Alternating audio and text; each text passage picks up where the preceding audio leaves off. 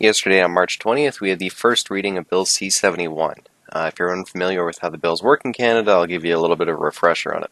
The very first thing to keep in mind is that everything that's on here has not become law yet. It has to go through a bunch of readings and a bunch of other proceedings before anything actually happens with it. Now, my legal speak is okay at best. I highly recommend you read through it on your own, even though it is quite lengthy.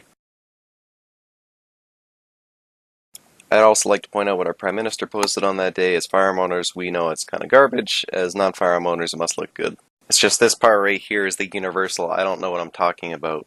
So what I'm going to do is I'm going to skip over the summary with you and just give you a slight idea of what's going on with it. The first thing that gets brought up has to do with the 5-year reference period for a PAL. When you're applying for your PAL, it says, oh, in the past 5 years, have you committed any crimes or had any, any mental issues? And if you haven't had anything in the past 5 years, you select no.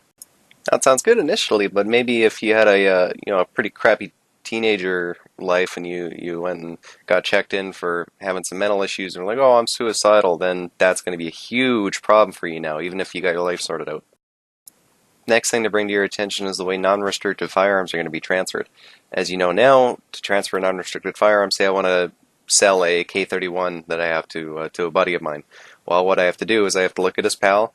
Still has his PAL, it's good. I could call in and say, hey, is this guy's PAL good? To the CFO, and they say, yep, you're going to make a sale, and then good to go. Now, with the way it's proposed, this goes for gun stores and for private sales, is there's going to have to be a reference number issued to you for that transfer. So I can't just go and sell a guy a rifle even if his PAL is valid. I'd have to go and set it into a registrar who then sends me a reference number after I give the information about who I am, who they are, the firearm, and then the transfer could be made.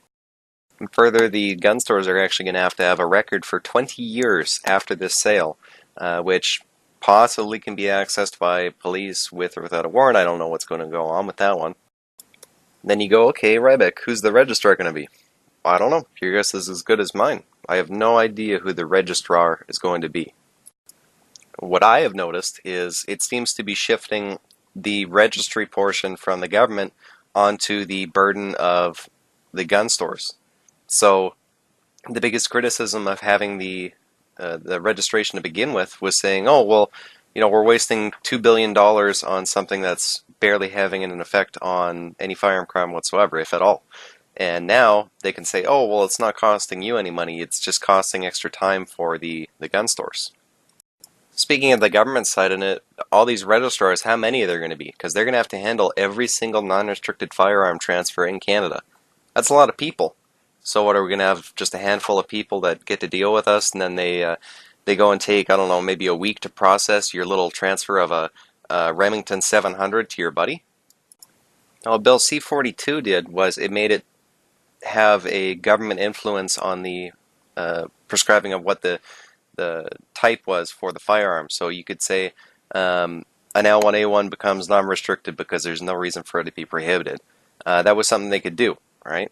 Now that's been stripped from them and given back to the RCMP, where the RCMP makes the final decision or the only decision on firearms. So you could say have your AR-15s or Visa 58 go from restricted and non-restricted over to prohibited, if they so chose.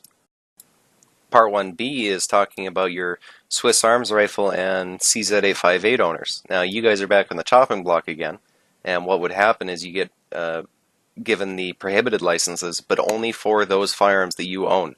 Doesn't mean you can go out and purchase any other prohibiteds. You're restricted to just the ones that you have.